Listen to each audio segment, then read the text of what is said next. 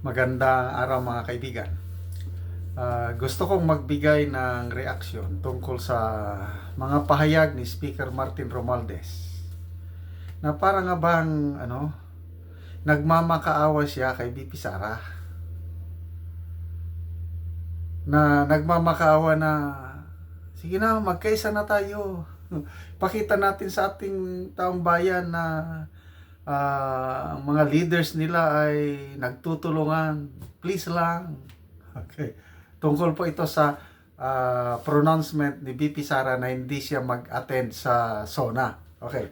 Pakinggan muna natin itong balitang ito ng ANC bago ako magbigay ng reaksyon.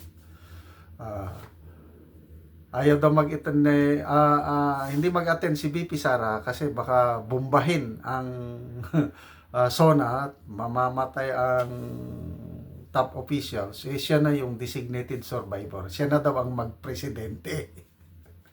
Okay, ito ang balita. Dali ha.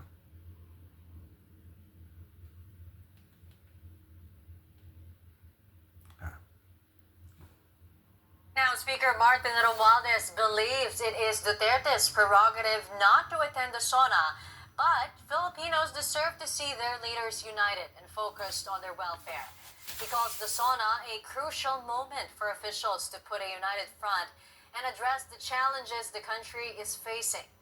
But for House lawmaker Joel Chua, Duterte's jokes about the president's security is a joke made in poor taste given current political tensions. He adds Duterte does not have the power to appoint herself as a designated survivor since the succession line is enshrined in the 1987 Constitution. Duterte earlier referenced the American series Designated Survivor, which follows a low-ranking cabinet member who took over the White House after everyone in the presidential succession line was killed in a mass casualty event. As for the House Secretary General, Reginald Velasco, his office will confirm with the office of the Vice President whether Duterte will skip Marcos's SONA. He also sees Duterte's reference to designated survivor as a joke. Ako personally, kasi alam mo yung pamilya ni BP mapagbiro eh. So, ang tingin ko, biro lang yun eh. Because under our laws, wala, or our constitution, the succession is already provided for in the constitution. So there's no such thing as designated survivor. So kailangan magkaroon talaga tayo ng batas na gano'n. Na tapos baka kailangan ilagay sa constitution yun. That means we have to amend the constitution. Meanwhile, former lawmaker Neri Colmenares sees Duterte's non-attendance as a sign of her complete breakaway from the administration's Unit Team Alliance. While it is the choice of the Vice President to attend or not attend the SONA, maraming mensahe yun. Yung isang mensahe doon, para sa akin, hindi siya naniniwala sa i-report ng Presidente sa SONA. At may disagreement siya doon sa mga i-claim na achievement ng Marcos administration. And secondly, complete break na yun sa anumang alyansang nagkaroon sila. A party-list group views the project. Okay. So, unahin nating bigyan ng reaksyon yung sabi ng House Speaker na ang SONA daw, SONA is a crucial moment for unity and collaboration among our nation's leaders. Yun naman talaga ang original intent ng SONA. Kasi itong SONA, kinopya lang natin sa American o US government. So, mulat sa pool, nung nandito na yung Amerikano, nagsoso na yan. So, dapat sana magkaisa, maganda, ideal. Kaya lang, sino ba ang nagsimula?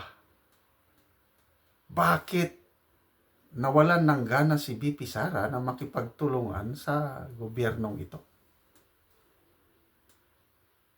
Hindi ba ang dahilan itong si Speaker Martin Romualdez?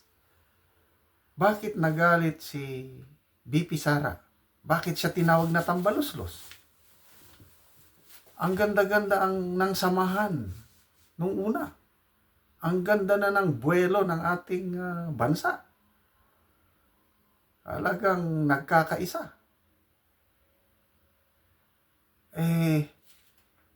Biglang dinimot ang dating presidente. Dinimot sa pagiging senior deputy speaker. Doon nagsimula ang lahat. Bakit ginawa yun ni Romualdez? Dahil insecure siya sa kanyang posisyon, baka daw siya ikudita. At ang katotohanan dan is yung ambisyon sa politika na gustong maging presidente or maging prime minister. Kaya ang nagsimula ng lahat, ito si Speaker Martin Romualdez.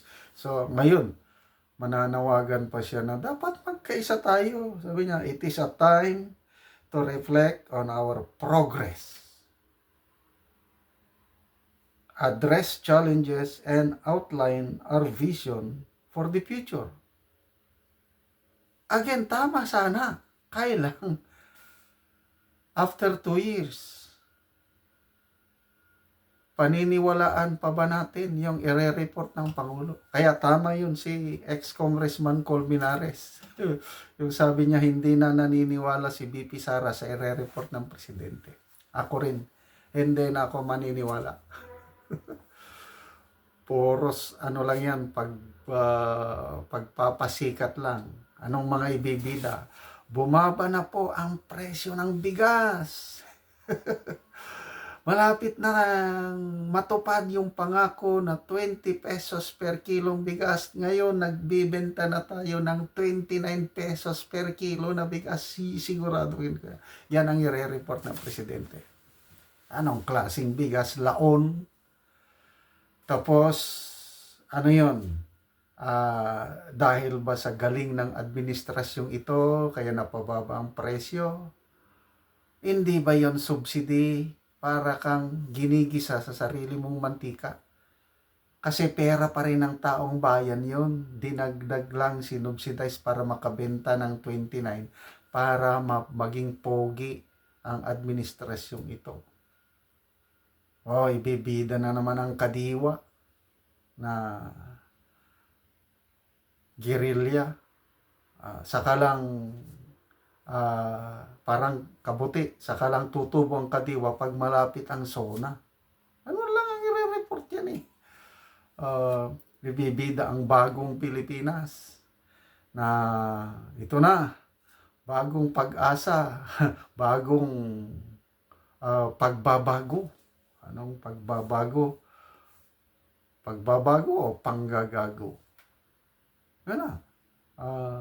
Tapos, ito na, it's a complete breakup, absolute divorce sa unity team. Wala nang unity team. So, ayan po. Outline our vision for the future. Talaga ba ang iniisip ng administrasyong ito is para sa kapakanan ng mamamayang Pilipino? Kanina ko lang na panood yung latest programa ni Ted Filon tungkol sa panloloko sa pondo ng PhilHealth. Yung halos 90 billion pesos na reserve fund ng PhilHealth instead na gamitin para sa mga benepisyo ng members, para bumaba ang contribution ng members. Nako, kinuha ng Finance Department para ipundo sa mga projects ng mga mambabatas. Yun ang isiniwalat ni Ted Filon. So, maganda sana kung magkaisa tayo. Kailang wala na. Dahil sinimulan ng isang dahilan ay yung matayog na ambisyon ng Marcos Araneta Romualdez clan that they will rule this country up to 2034 and beyond. Kaya nagkakaroon ng People's Initiative, nagkakaroon ng charter change kunuhay, puros panluluko sa taong bayan. Tapos, hihiling ka ngayon ng pagkakaisa. It's too late. Tama lang. Huwag nang mag-attend si VP Sara. Ako, hindi na rin ako makikinig sa SONA dahil hindi na ako maniniwala sa anumang ire-report sa SONA na magandang ginawa.